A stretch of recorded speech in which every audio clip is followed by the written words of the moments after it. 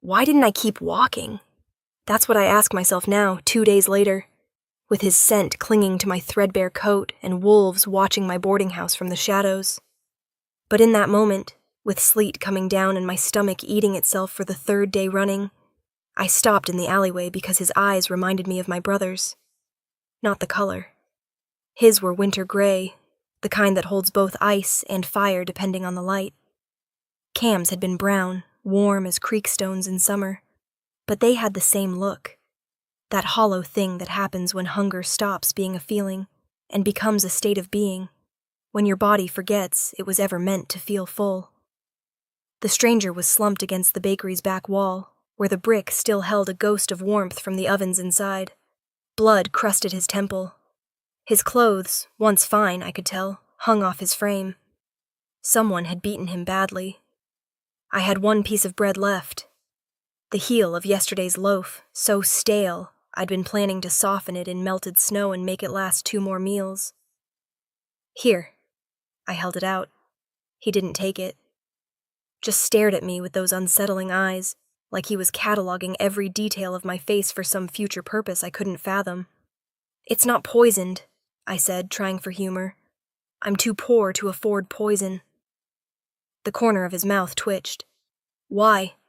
Why what? Why give me anything? His voice was raw, underused. You're starving too. I can smell it on you. That should have been my first clue. Normal humans don't smell starvation. But I was 23, naive, and I'd been raised to believe that being kind mattered more than being careful. My mother's voice, always in my head. We take care of each other, Claire. That's what separates us from beasts. She'd been wrong about that. I'd learned exactly how beastly humans could be when Cam got sick, and we couldn't afford the healer. When the landlord threw us out 3 days after we buried him. Because you're hungry, I said simply, and pressed the bread into his filthy hand. Our fingers touched, just for a second. Later, I'd remember that moment, the spark of it, like static before a lightning strike, how his pupils blew wide, how every muscle in his body went rigid, then very, very still. What's your name? He asked quietly. Claire. I was already backing away, unnerved by the intensity of his focus. Claire Holt. Claire. He said it like a word he'd been searching for, like an answer.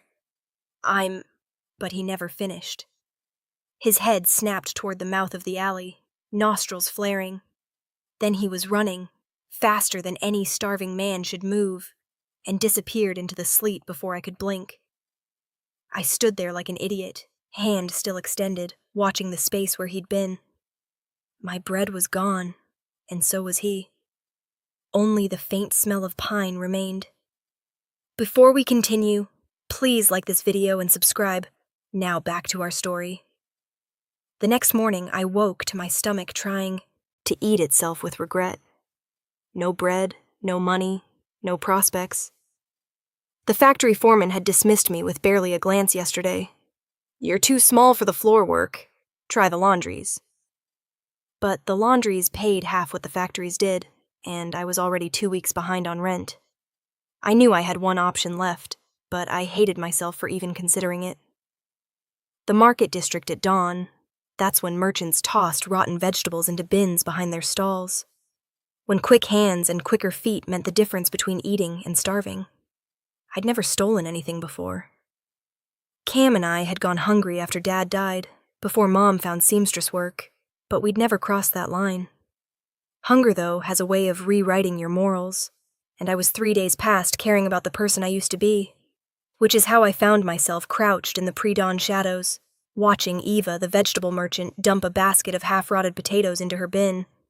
I moved fast, grabbed 3 potatoes, shoved them inside my coat. Thief! Eva's hand clamped around my wrist like a vice. I knew it! I knew you'd been circling! Please, I'm sorry, I'll put them back. You'll put them back and pay the fine, or I'm calling the guards. Her voice carried across the market. Other merchants were turning, watching. A crowd was forming around us now. My heart hammered. The fine for theft was 5 silver. I didn't even have 5 copper. And if the guards came, if they arrested me, the boarding house would throw my belongings into the street. "I don't have any money," I whispered. "Then you shouldn't have stolen." Eva's face was red with righteousness. "Guards! Guards!" The crowd pressed closer. I saw faces I recognized. The baker who'd sold me yesterday's bread, the seamstress who'd told me she had no work. No sympathy in any of them. Just the cold satisfaction of watching someone else fall farther than they had. This was how it ended, then. Not with dignity. Not with the kindness my mother believed in. With me stealing rotted potatoes while strangers watched like it was entertainment. Suddenly, the crowd parted like water around a stone as he stepped through. My breath caught. The dying man from the alley was gone, his rags replaced with dark leather and wool. He was taller than I'd remembered, broader in the shoulders, moving with a predator's grace that made people step back instinctively. His hair was dark against sharp cheekbones, and those winter-gray eyes cut through the crowd like a blade. They found mine. My heart kicked against my ribs. "Let her go," he said quietly. Eva's grip tightened. "This is none of your concern, sir. The girl's a thief." "She's not a thief." His voice didn't rise, but something in it made Eva flinch. "She's desperate. There's a difference. The law doesn't—" "How much?" He pulled a small leather purse from his belt. "How much for your loss and your trouble?" Eva's eyes went calculating. 10 silver. The potatoes aren't worth 10 silver even if they were fresh. But he counted out the coins anyway, one by one, into her greedy palm. Then he added 2 more. "For your discretion." Eva dropped my wrist and pocketed the coins with a toothy smile. The crowd, sensing the entertainment was over, began to disperse. I stood frozen, face burning, as he turned those winter-gray eyes on me. "Walk," he said softly, "before she changes her mind." He fell into step beside me, one hand at the small of my back, not touching, but close enough that I could feel the heat of him through my thin coat. Guiding me through the market, past the stalls, into a side street where the crowd couldn't follow. Only then did I wrench away from him. "Why did you do that?" My voice shook. "I don't need your charity." "You were about to be arrested for 3 rotted potatoes." His tone was flat. "That's not charity. That's basic math." "I'll pay you back." "With what?" I had no answer. We both knew it. He studied me silent, and heat crawled up my neck under the weight of his attention. I made myself look back. The broken man from the alley was gone. This one was all lean strength and barely restrained power, the kind that made you acutely aware of every breath you took. Dangerous. Magnetic. But his eyes hadn't changed. Still that same raw pain, like a wound that wouldn't close. My heart wanted to touch him. My mind told me to run. "You followed me," I said, putting the pieces together. "Have you been watching me?" "Yes." "Why?" "Because 2 nights ago, you gave me your last piece of bread." He stepped closer and I felt my pulse quicken for reasons that had nothing to do with fear. "So I need to know if you're real." "Real? I'm standing right here." "Are you kind because you're stupid, or because you're strong?" The question caught me off guard. "I'm not stupid." "Then you're strong." He said it with certainty, like he'd confirmed something. "And that means we need to talk. Somewhere private." "I'm not going anywhere alone with you." "Smart." That almost smile again. "But you will anyway. Because you want to know who I am, and why wolves have been circling your boarding house since the night we met." My blood went ice cold. "You're insane." "I'm cursed," he corrected. "Or I was, until you touched me." He held out his hand, the same hand I'd pressed the bread into. "My name is Harrison Voss. I'm the Alpha King, and you, Claire, are the only person in this entire kingdom who's shown me genuine kindness in 6 months." My mind was spinning. Alpha King? the ruler of the shifter territories that bordered the human lands, the king who'd closed the borders 3 years ago, who let trade dry up, who didn't care that humans were starving as long as his wolves were fed. You're lying. My words came out thin, unconvincing even to my own ears. I'm not. He pulled something from his pocket, a ring, heavy gold, with a wolf's head etched into the seal. The royal crest. I'd seen it on official notices. If you don't come with me now, if we don't talk, you're going to die. The people who tried to kill me in that alley, they know I survived. They know someone helped me, and they're very good at finding loose ends. My legs felt weak. This isn't real. It is. You can come with me to the castle, where I can protect you, or go back to your boarding house and wait for the knife in the dark. His eyes bored into mine. Choose. If this is some sick game, it's not a game, Claire. The way he said my name, rough and deliberate, like he was tasting it, sent heat through my chest. It's survival. Yours and mine. Now choose. I looked back toward the market, toward my boarding house with its broken windows and moldy walls, toward the life I'd been clinging to that was killing me one hungry day at a time. Okay, I heard myself say. Okay, but if you try anything, you'll what? You're starved and a foot shorter than me. But his mouth curved into a boyish smile. Don't worry, I need you alive. That's the whole point. He offered his hand again. After a final moment of hesitation, I took it. The shock hit the instant our fingers touched, white-hot and undeniable, racing up my arm and pooling low in my stomach. His breath hitched. His fingers tightened around mine, and for a second we just stood there, frozen, staring at each other like we'd both touched a live wire. What was that? My voice came out shaky. That, he said roughly. That is what we need to talk about. The carriage that picked us up 3 blocks away was unmarked but unmistakably expensive.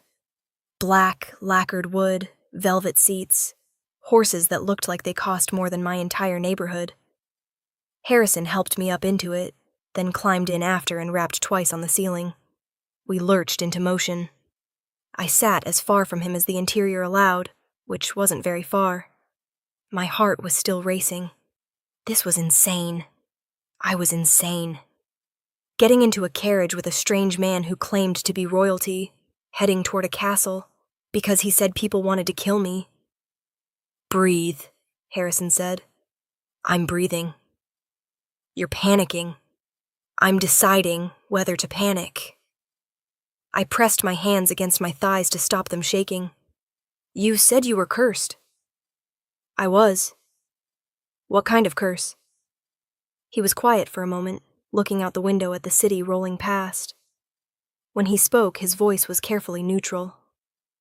6 months ago, I executed a woman for treason. She was a witch, old blood, powerful. Before she died, she cursed me, told me I'd lose my humanity the same way I'd lost my compassion, day by day, piece by piece, until there was nothing left but the beast. I stared at him. You don't look cursed.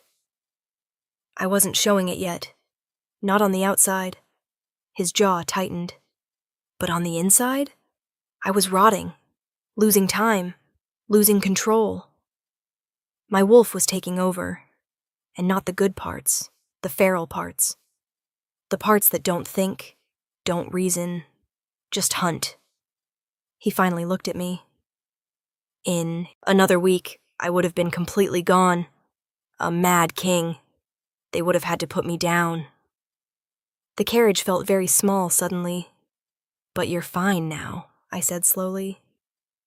You said I broke it? The curse had a condition. A cure, if you want to call it that. His voice went rough. It could only be broken by an act of pure selflessness from someone who had nothing left to give. Someone who'd lost everything and still chose kindness. My throat went tight. That's why you were in the alley. I've been searching for 6 months, wandering the territories, the human districts, looking for, he gestured vaguely, someone, anyone. Do you know how many people I found who had nothing? Thousands? Do you know how many of them gave me anything when I asked? I didn't want to know the answer. 3, Harrison said quietly. 3 people in 6 months. One was a child who didn't understand what nothing meant yet. One wanted something in return, recognition, reward. And then there was you. You looked at me, saw that I was starving, and gave me your last meal.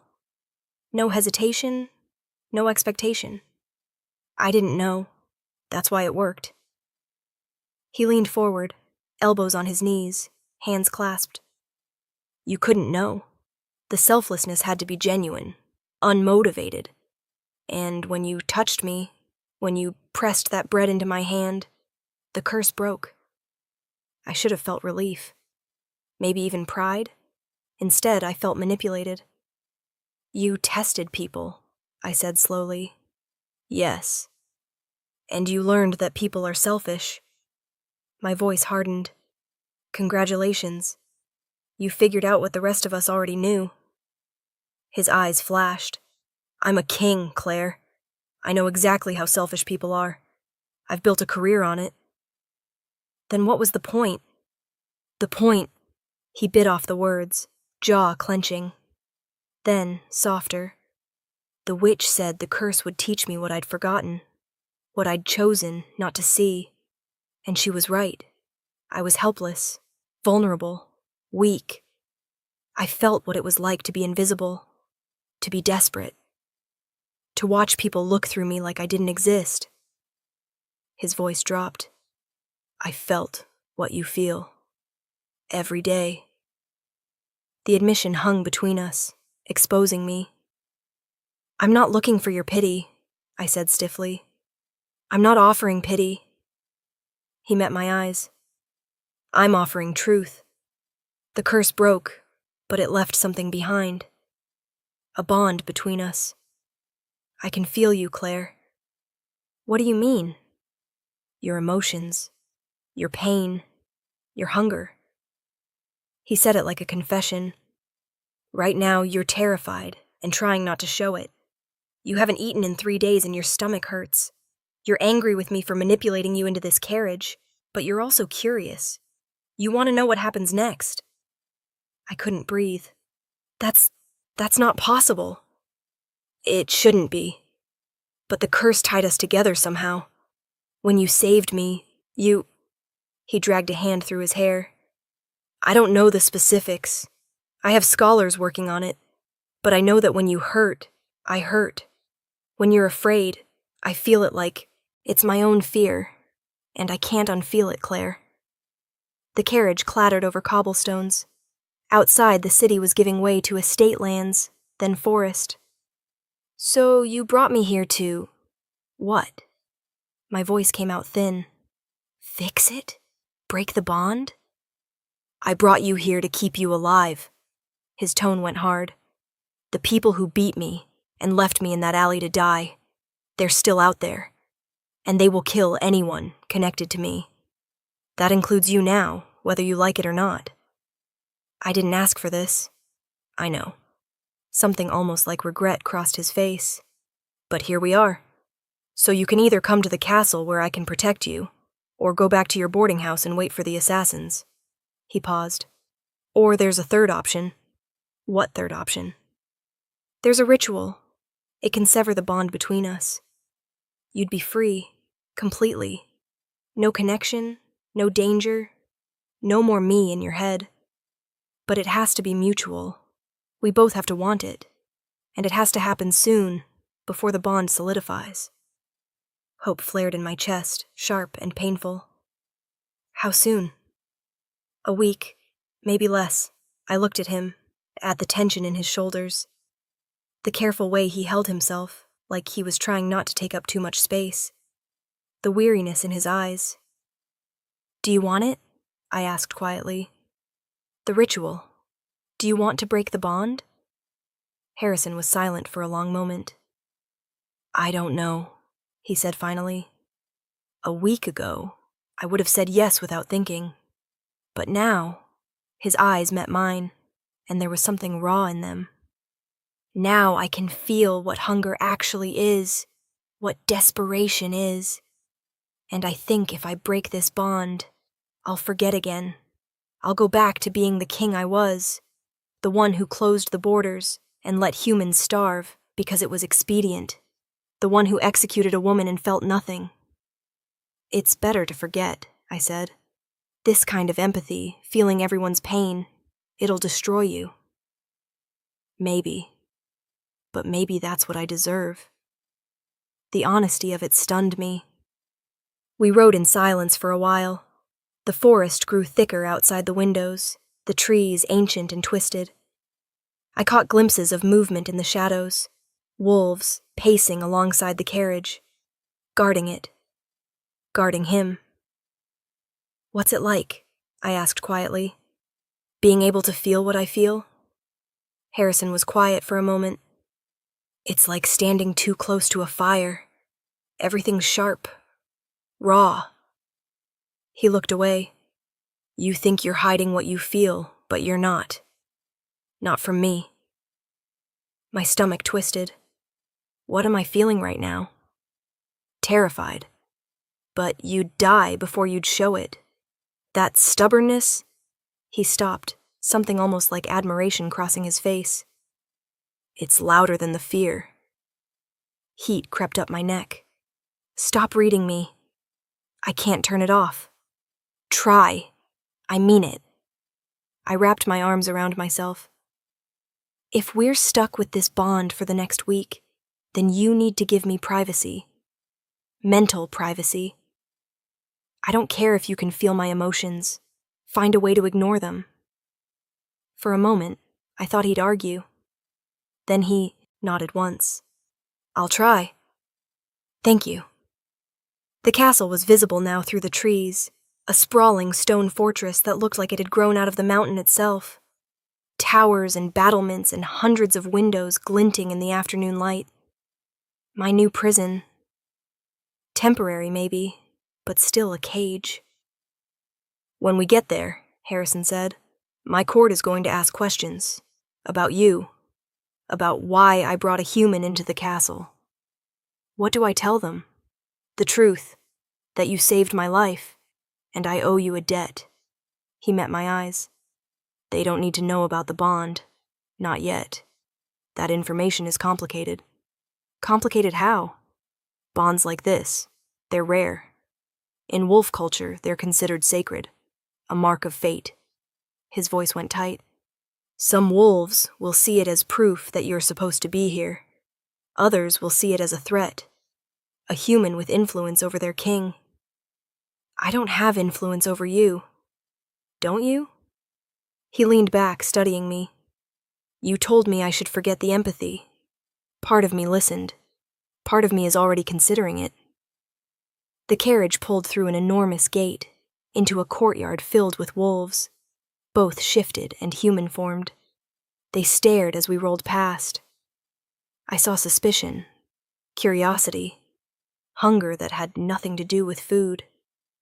This was a mistake.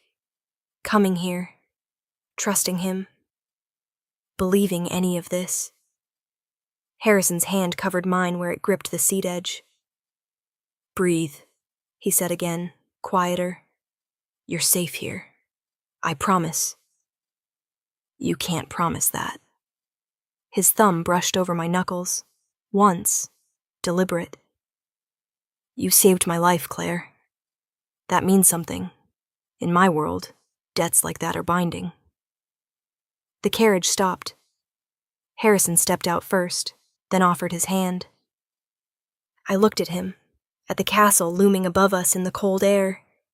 Then I reluctantly took his hand and let him pull me into his world. The castle was even bigger on the inside. Endless corridors of stone and tapestry, staircases that spiraled up into darkness, rooms that echoed with centuries of history. Servants moved through the halls like ghosts, silent, efficient, barely looking at me. Harrison led me through it all without speaking, his hand at my elbow, guiding, claiming. Finally, we stopped at a door halfway up the east tower. "Your room," he said, pushing it open. I stepped inside and froze. Room was quite the understatement. This was a grand suite. 4-poster bed that could sleep 5 people. Sitting area with a fireplace already crackling. Bathroom through an archway with a tub the size of a small pond. Windows overlooking the forest, the mountains, the sky. "This is too much," I said faintly. "You'll be here at least a week. You need somewhere comfortable." "I need somewhere safe. This is..." I gestured helplessly. "This is a princess's room." "You're a guest of the king." He moved to the fireplace, adding another log, even though it didn't need it. Nervous energy, I realized with a jolt. He was nervous. "Harrison," he turned. "Why am I really here?" I asked quietly. "And don't say protection. You could have put me in a guest house, a safe location outside the castle, but you brought me here. Into your home. Why?" He was quiet for a long moment, staring at the fire. "I need to understand it," he said finally. "What you are to me. What I'm becoming because of you." He looked at me and his eyes were raw. 6 months ago, I was a king who felt nothing. Now I feel everything. Your kindness broke me open, but I don't know how to be this person, this king who suddenly cares that his people are starving. I think if I let you leave before I figure it out, I'll lose whatever this is. My throat went tight. "I gave you bread. It's not that complicated. You gave me proof that people like you exist. People who've lost everything and still choose grace." He came closer to me, close enough that I could feel the heat radiating off his body. "I've been king for 8 years, Claire. I've made countless cold decisions, closed borders, executed traitors. Let people suffer because it was strategic. The curse didn't make me cruel. It just revealed what I already was." His hands flexed at his sides, like he wanted to reach for me but didn't yet dare. "But when I feel your hunger, your fear, your stubborn hope, I'm a different kind of king. I don't know if that makes me weak or strong, but I know I need time to find out. And I need you here while I do." We stood there, inches apart, the fire crackling behind him. "What if I want the ritual?" I asked softly. "What if I want to break the bond and go back to my life?" Pain flashed across his face. "Then I'll give it to you. I'll have the scholars prepare everything, and we'll sever the connection, and you'll walk out of here with enough gold to start over somewhere safe." His voice went rough. "But I ask you to wait. Give it the week. Let me show you what this place could be. What I'd be, with you here to remind me." "I'm not your conscience, Harrison." "No, you're something more dangerous." He lifted a hand slowly and brushed a strand of hair back from my face. His fingers were warm, gentle.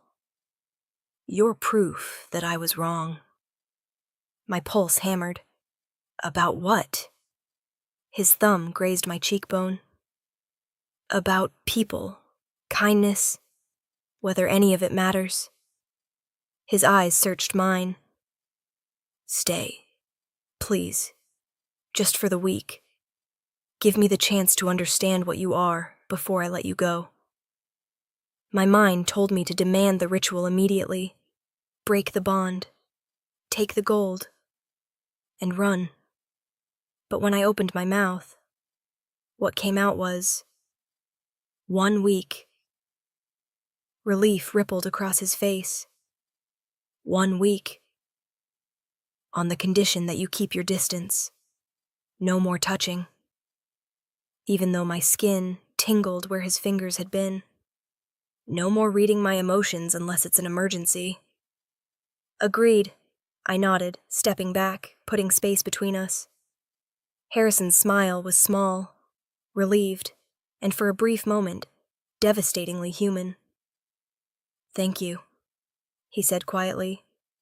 Then he left, closing the door behind Iki. Him, leaving me alone in a princess's room in a wolf king's castle, wondering what the hell I'd just agreed to. A servant, silent, doe-eyed, terrified of me for reasons I didn't understand, brought me clothes. Real clothes, not the worn pieces I'd been wearing. A dress in deep forest green, soft as butter, with sleeves that actually covered my wrists. Boots that fit.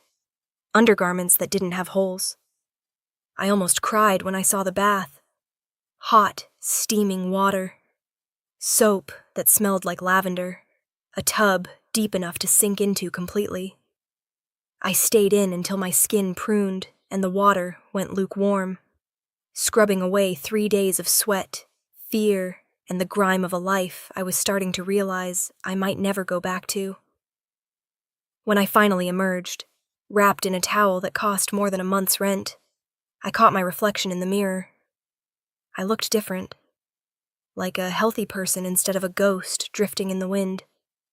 My hair washed and drying in dark waves down my back. My face no longer gray with exhaustion. My body too thin still, but mine. Is this what Harrison sees when he looks at me? I thought. Or does he just feel my emotions and fill in the rest? The thought made me uncomfortable in ways I couldn't articulate. I dressed slowly, trying to remember the last time I'd worn something that fit properly.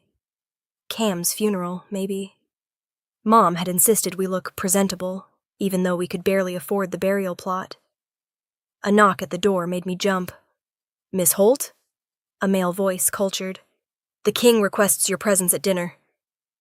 I opened the door to find a man in formal attire, dark jacket, silver buttons, the wolf crest embroidered on his collar.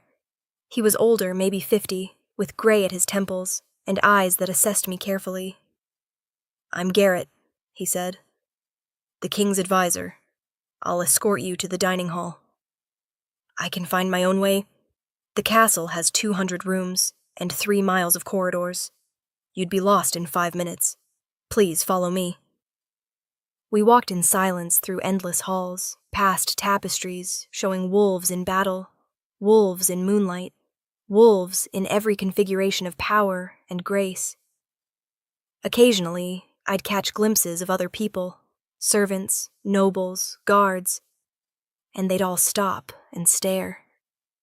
"They're not used to humans," Garrett said without looking back, "especially not humans the king brings home personally."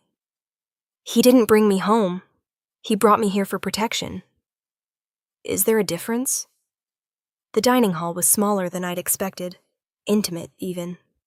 A table for maybe 20 people, though only a handful of seats were occupied. Harrison sat at the head, still in the dark clothes from earlier, but somehow looking more formal, more kingly. 3 others flanked him, 2 men, 1 woman, all watching me with varying degrees of suspicion. Harrison stood when I entered. The others followed his lead, reluctantly. "Claire." He gestured to the seat at his right hand. "Please." I sat. The chair was too big, too ornate.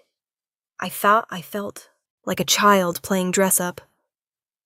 "Everyone, this is Claire Holt," Harrison said. "She's my guest for the next week. You'll treat her with the same respect you'd treat any visiting dignitary."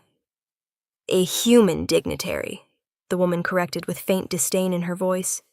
She was beautiful, sharp cheekbones, ice-blonde hair, eyes like cut glass. "Sylvain," Harrison's voice held a warning. "I'm simply observing." Sylvain smiled at me, all teeth. "It's not every day our king brings home a stray. That's enough." But Sylvain wasn't done. "Does the council know you've granted sanctuary to a human? Given our current border policies, it seems hypocritical, unless there's something special about this particular human we should know about." The air in the room went taut. Harrison's eyes flashed, gold bleeding through the gray. "I said enough." Sylvain leaned back, still smiling, but she shut up. The meal arrived in waves: roasted meat, winter vegetables, fresh bread that made my mouth water, wine that looked like liquid ruby. I'd never seen this much food in one place.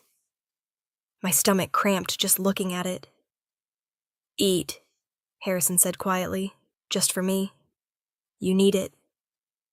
I picked up my fork, but everyone was watching, so I put it down again. "I'm not very hungry," I lied. "Claire," Harrison's voice dropped. "I can feel your hunger. It's been gnawing at you for days. Eat." I took a bite of bread, then another. After the third bite, I couldn't stop. The others returned to their meals, to their hushed conversations, but I felt their eyes on me, felt their judgment. The poor human, half-starved, eating like she'd never seen food before. "So, Miss Holt," one of the men said, younger, maybe 30, with a crooked smile that didn't reach his eyes. "How exactly did you save our king's life?" I swallowed hard. I gave him food. Food? Bread. He looked like he needed it. "And that's worth all this?" He gestured vaguely at the room. "Royal protection, a suite in the East Tower, a seat at the king's right hand." "Marcus," Garrett said sharply, but Marcus pressed on. "I'm just trying to understand the situation. We have a human in the castle, a human connected to the king in some unspecified way, while the rest of her kind are starving outside our borders. It raises questions." "Then ask me," Harrison cut in coldly. "Not her." "Okay, why is she here?" "Because I owe her a debt, and because anyone who helps me becomes a target for my enemies." Harrison's tone could have frozen wine. "Claire stays until I'm certain she's safe. That's the end of the discussion." Marcus's eyes slid to me. "Is that what you want, Miss Holt? To stay?" All eyes turned my way. I thought about my boarding house, the factory rejections, the cold hunger and endless grinding fight to stay alive. Then I looked at the wine in my glass. Real wine, not the rot gut that burned going down. The choice wasn't exactly difficult. "I'm staying," I said quietly. "For now." Sylvain laughed. "How diplomatic." The meal continued, but the tension didn't dissipate. I ate in silence, hyper-aware of every bite, every sip, every move I made. These people didn't want me here. They saw me as a threat, an inconvenience, a puzzle that didn't fit their world. And maybe they were right. After dinner, Harrison walked me back to my room. We didn't speak until we reached my door. "I'm sorry," he said, "about Sylvain and Marcus. They're not usually so hostile, but they don't trust me. I get it." I leaned against the doorframe, suddenly exhausted. "Harrison, are you just trying to ease your conscience by keeping me close?" Pain flashed across his face. "Is that what you think?" "I don't know what to think." I pushed off the doorframe. "I can feel you watching me, Harrison, even when you're not in the room. The bond, it goes both ways, doesn't it?" He went very still. "You can feel me?" "Not your emotions, not like you can feel mine. But there's something, this awareness. Like I always know where you are, what direction you're facing." I wrapped my arms around myself. "It's invasive." "I know," he admitted. "So what do we do about it?" "We wait, give the scholars time to research the ritual. And in the meantime," he lifted a hand then dropped it, "we try to understand it." What if there's nothing to understand? What if it's just magic, random and meaningless? "It's not meaningless." His voice went rough. "The witch who cursed me, she chose her words carefully. She said I'd lose my humanity the way I'd lost my compassion, and the cure had to be pure selflessness from someone with nothing left to give. That's specific, Claire. Intentional. She wanted me to learn something." My throat tightened. "What I did doesn't make me special. It makes me naive. He lifted a hand slowly and cupped my face. His palm was warm against my cheek. No, it makes you strong. And I think the witch knew that. I think she knew I'd need someone like you to show me what real strength looks like. I wanted to remind him to keep his distance, respect our boundaries, but I didn't. This is a bad idea, I whispered as he leaned in. I know. We barely know each other, I continued. I know that too. And at the end of the week, I might leave. His thumb brushed my cheekbone. But right now, in this moment, you're here, and I'm grateful for that. We stood there, close enough to breathe the same air, and I felt it, that hum between us. The bond, yes, but also something else. Something that had nothing to do with magic, and everything to do with the way he looked at me, like I mattered. Harrison, I said softly. Claire, if you kiss me right now, I won't stop you. His breath hitched. That's why I'm not going to. Why not? Because you deserve the choice. Not just in this moment, but in every moment. He stepped back, letting his hand fall. When we kiss, if we kiss, it'll be because you decided you wanted to. Not because of the bond, not because you're grateful, not because you feel obligated, but because you choose me. My heart was pounding. That's very noble of you. I'm not noble. I'm selfish. His eyes were dark. I want you to choose me, Claire. Then he was gone, walking down the corridor, leaving me alone with my racing pulse and the ghost of his touch on my face. I went inside, closed my door, and leaned against it. What the hell am I doing? But deep down, I already knew the answer. I was falling for him, for the broken king who felt too much, and the man who looked at me like I was something precious, for the honesty in his voice when he admitted he didn't know how to be better but wanted to try. And that terrified me more than being back on the streets. The next 3 days passed in a strange blur. Harrison kept his word about distance. He didn't touch me again, didn't corner me in hallways or pull me into intimate conversations.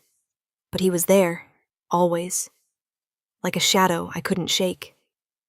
At breakfast, sitting across from me, asking quiet questions about my life before, what I liked to read, what I'd wanted to be before Cam got sick, whether I missed my mother's cooking. At midday, when he'd find me in the library, he'd sit nearby, working through correspondence, occasionally reading passages aloud and asking my opinion. At dinner, with his hostile court, where he'd deflect their barbed questions and steer conversations toward safer topics, trade routes, border patrols, winter preparations. And at night, when I'd feel him pacing in his room somewhere above mine, unable to sleep, the bond thrumming between us like a plucked string. I learned things about him. Small, important things. He took his coffee black and bitter. He read military history for pleasure. He had a scar on his left shoulder from a childhood fight with his brother, a brother who'd died in a border skirmish 3 years ago, which was when Harrison had closed the borders and stopped caring about anything except keeping his people safe. He'd been engaged once, to a wolf from a powerful family, but she'd broken it off when she realized he didn't love her. Couldn't love her, maybe. Couldn't love anyone. I thought something was wrong with me, he admitted one afternoon in the library. We were alone, the fire crackling, snow falling outside the windows. I'd see people in love and think they were faking it, playing some game I didn't understand. And then the curse happened, and I thought, maybe this is justice. Maybe I deserve to lose my humanity because I never had it to begin with. That's not true, I said. Isn't it? He looked at me and his eyes were haunted. I executed that witch because she tried to help humans cross the border illegally. She said they were starving, that I had a responsibility to help. I told her policy was policy. Then I watched her die and felt nothing. You were doing your job. My job was to protect my people. Not just wolves, but I'd stopped seeing humans as people. You were. Problems, numbers on a page, mouths to feed that weren't my responsibility. I set down my book. At least you're honest about it. Most people pretend they care while doing nothing. I'm not sure honesty makes it better, he replied. It doesn't, but it's a start. He laughed, bitter, broken. You're very wise for someone so young. I'm not wise. I just know what it's like to be invisible. I met his eyes.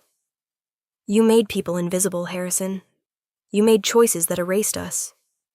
And yeah, maybe you feel bad about it now, but feeling bad doesn't bring back the people who died. Doesn't feed the ones still starving. So what are you going to do about it? He was quiet for a long moment. I'm reopening the borders. Slowly, carefully, but reopening them. I've already sent word to the council. They're not happy, but they'll comply. My heart stuttered. Because of the bond? Because of you. He leaned forward, elbows on his knees. Because I can't unfeel what you showed me. And because if I go back to being the king I was before, then the curse wins, and I'll have learned nothing. I didn't know what to say. Thank you, I managed finally. Don't thank me yet. It's going to be messy. There will be resistance from both sides. Wolves who think I'm being weak. Humans who don't trust that it's real. His mouth quirked. But maybe that's what leadership is. Making the hard choice even when no one likes it. We sat in comfortable silence for a while, watching the snow fall. Then Harrison broke the silence.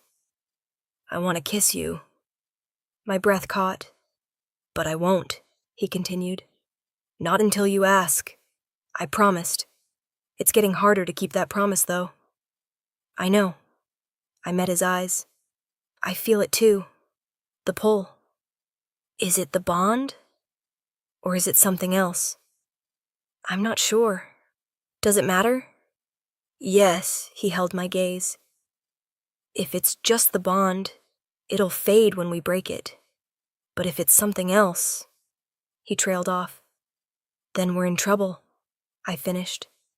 We stared at each other, and the air between us felt electric.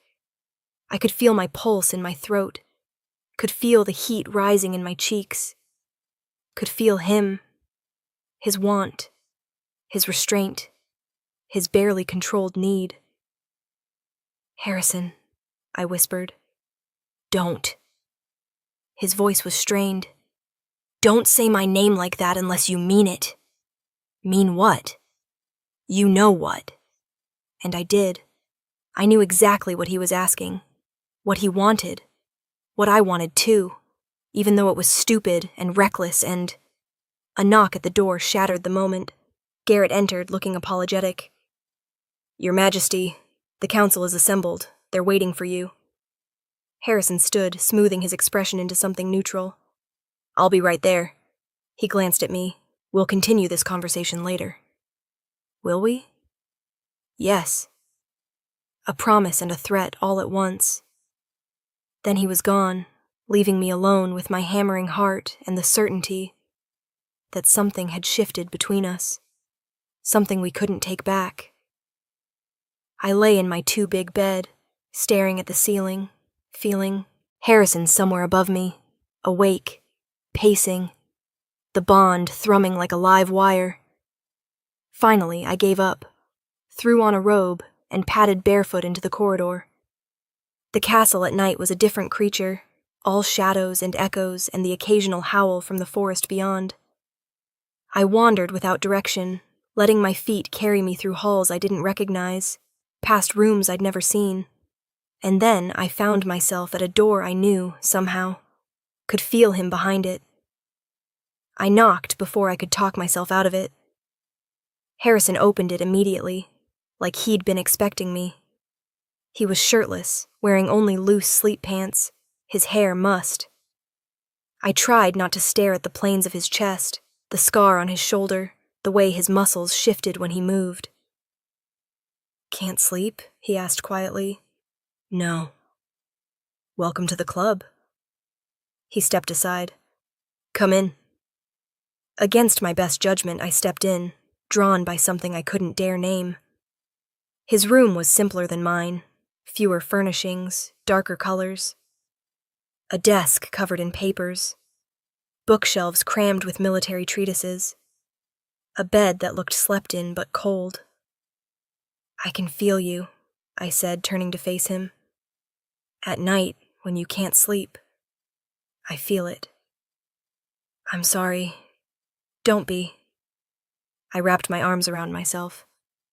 I needed to see how you were doing. He moved closer, stopping a few feet away. We stood there in the firelight, and I could feel it, the tension, the want, the impossible pull of him. And I thought about his promise, about the fact that I could walk out right now and he wouldn't stop me. Harrison, I said. Claire. A warning. I stopped, searching for words. Something flickered across his face. Hope, maybe. Or hunger. Stay, he said quietly. We don't have to do anything. We can just... He gestured at the couch near the fire. Talk. Whatever you need. I moved to the couch. He joined me, careful to leave space between us. Tell me about your brother, he said after a moment. So I did. I told him about Cam's optimism, how he'd crack jokes even when we hadn't eaten in 2 days, how the fever came on fast. 1 week he was fine, the next, he couldn't stand. We'd scraped together half of what the healer wanted, but half wasn't enough, so I watched him die day by day. I should have done more, I said, voice breaking. Should have stolen, begged, something. But I just sat there and held his hand and told him it would be okay. Harrison's hand covered mine. It wasn't your fault. I know. Logically, I know, but it doesn't feel that way. Grief doesn't care about logic. His thumb brushed my knuckles. My brother died in a border skirmish, ambushed by rogues. I was king. I had all the power in the world, and I couldn't save him. Couldn't even get there in time to say goodbye. And for years, I told myself it didn't matter, that I didn't feel it. But I did. I do. I turned to look at him, and his face was raw with old pain. The curse, I said slowly. It didn't just make you feel other people's emotions. It made you feel your own. Yes, he laughed, hollow. Turns out I'd been running from them for so long. I'd convinced myself they didn't exist. But they were there, buried, waiting. We sat in silence, hands touching, the fire casting dancing shadows. I'm going to ask you something, Harrison said eventually, and I need you to be honest. Okay. If there was no bond, if we'd met under different circumstances, as different people, would you still be here? I don't know, I admitted. Maybe. You're more than I expected. Better and worse and more complicated. But I think... I stopped, gathering courage. I think I would have noticed you anyway. Bond or no bond. His breath caught. Claire, I'm still scared. Of this. Of you. Of what it means if I choose to stay after the week is up. I turned my hand over, lacing my fingers through his. Because staying means giving up my old life completely. Means stepping into your world and all its politics and dangers. I don't know if I'm cut out for that. You're the strongest person I've ever met. I'm really not. You are.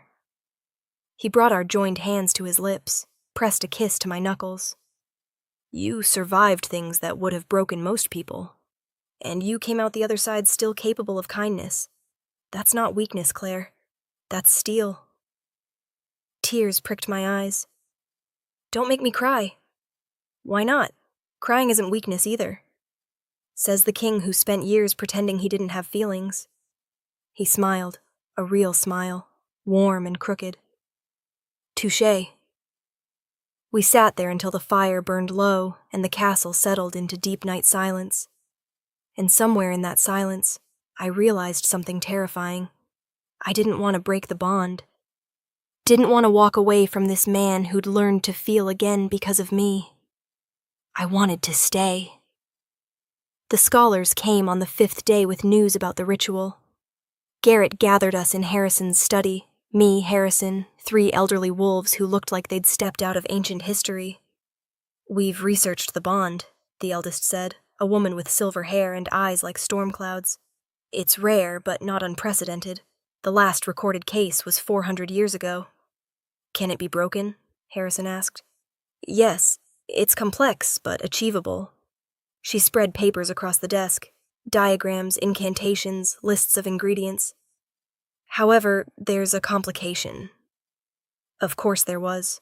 The bond has solidified faster than expected. Normally it takes months, but in your case, she looked between us. It's already reached the point where breaking it will cause significant pain, possibly permanent damage. The air left my lungs. What kind of damage? A severing of this magnitude. It's like losing a limb you didn't know you had. You'd both survive, but you'd feel the absence for a long time. She paused. And there's a chance, small but real, that breaking it could kill one or both of you. How small a chance? Harrison's voice was carefully controlled. 10%, maybe 15%. That's unacceptable. Harrison's voice was flat. You're the one who wanted the ritual researched. Because I thought it would be safe. He turned to the scholars. Find another way. Your Majesty, there is no other way. The bond either breaks or it doesn't. Then it doesn't. He looked at me. We keep it. End of discussion. My temper flared. Don't I get a say? Of course you do. I'm asking you to choose to stay. You're not asking. You're deciding for me because you're scared. Yes! His eyes blazed. I'm scared. Is that what you want to hear? I'm terrified of losing you to some ritual that might kill you, and I won't apologize for that. The honesty of it stunned me into silence. The eldest scholar cleared her throat. There is one other option. We both turned. The bond can be accepted, formalized. In wolf culture, bonds like this are seen as fated pairings. If you both choose to keep it, choose each other, the bond stabilizes, becomes permanent, yes, but also safer. No risk of death, no pain. What's the catch? I asked quietly. You'd be bound for life. Mated, in our terms. You'd feel each other's emotions always. And... She hesitated. In wolf culture, such bonds are sacred, legally recognized. You'd be his mate, Claire, his equal, his queen. The word hung in the air like a grenade. Queen. Me. A human who'd been stealing rotted potatoes a week ago. No, I said immediately. That's insane. Why? Harrison's voice was soft, dangerous. Because I'm not queen material. I'm not even wolf. So? So your people will never accept it. Your court already hates me. Can you imagine what they'd do if you made me queen? They'd adjust. Harrison, or I'd make them adjust. He crossed to me and his eyes were fierce. You saved my life. You showed me how to be human again. You're the reason I'm reopening the borders, the reason I'm trying to be a better king. His hands framed my face, gentle despite the intensity. If that doesn't make you queen material, what does? We've known each other 5 days. I know. And you're asking me to be your queen. No, I'm asking you to stay. His thumb brushed my cheek. Choose this bond. instead of risking your life to break it. Everything else, titles, politics, crowns, we'll figure it out. I searched his eyes, looking for doubt, for calculation, for any sign that this was about strategy or obligation. All I found was naked honesty and something that looked dangerously like love. What if it doesn't work? I whispered. What if I'm a terrible queen? Then you'll be a terrible queen, and I'll help you figure it out. He smiled, crooked and soft. But I don't think you will be. I think you'll challenge every assumption, question every decision, and make me a better king in spite of myself. You have a lot of faith in me. We stood there, his hands on my face, my heart in my throat. If I stay, I said slowly, I'm not staying as your charity case. I'm staying because... I stopped, looking for the right words. Because somewhere in the last 5 days, I started caring about you. The real you. The man who feels too much and doesn't know how to fix the damage he's done, but is trying anyway. And I want to see where that goes. Bond or no bond. Something blazed in his eyes. Say that again. Which part? The part where you care about me. Heat flooded my cheeks. You already know. You've been feeling it through the bond. I want to hear you say it again. Why? He leaned closer, and I could feel his breath on my face. I need to know you choose me, Claire. Not the king, but me. I choose you. Say my name. Harrison. Again. Harrison. Barely a whisper. He kissed me. Finally kissed me. And it was nothing like I'd imagined. Not gentle, not tentative. It was fierce, hungry and claiming. Like he'd been holding himself back for so long, he'd forgotten how to be anything but intense. His hands tightened on my face, angling me exactly where he wanted. I kissed him back with everything I had, all the fear and desire and stubborn hope I'd been carrying. My hands found his chest, his shoulders, his hair, pulling him closer, closer. Never close enough. The bond sang between us, amplifying everything, until I couldn't tell where my feelings ended and his began. When we finally broke apart, he pressed his forehead to mine. Don't choose the ritual.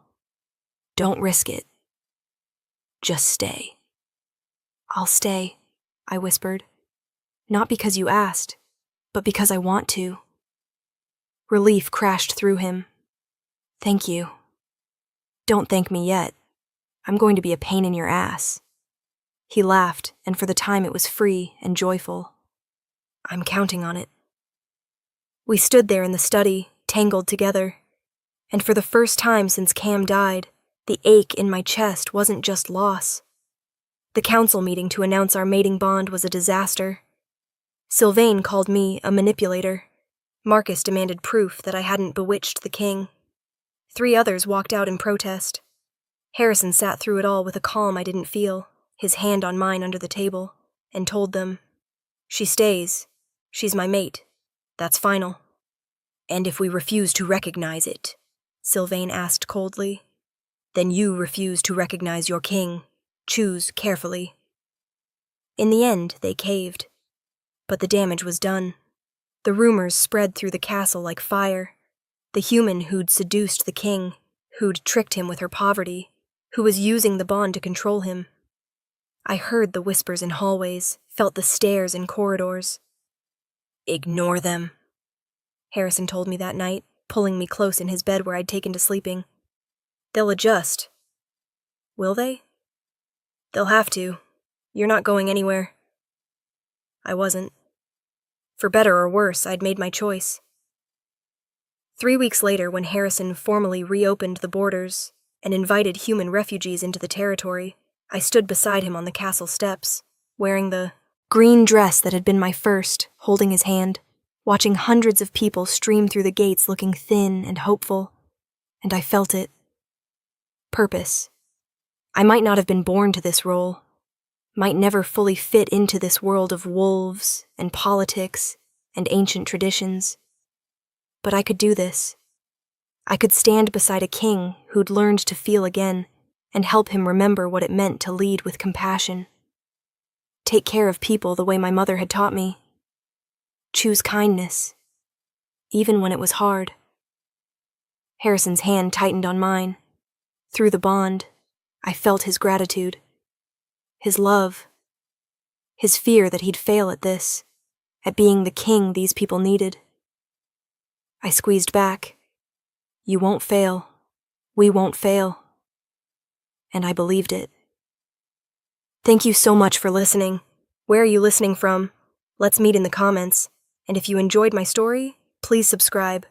It's free, and it helps more people hear these stories.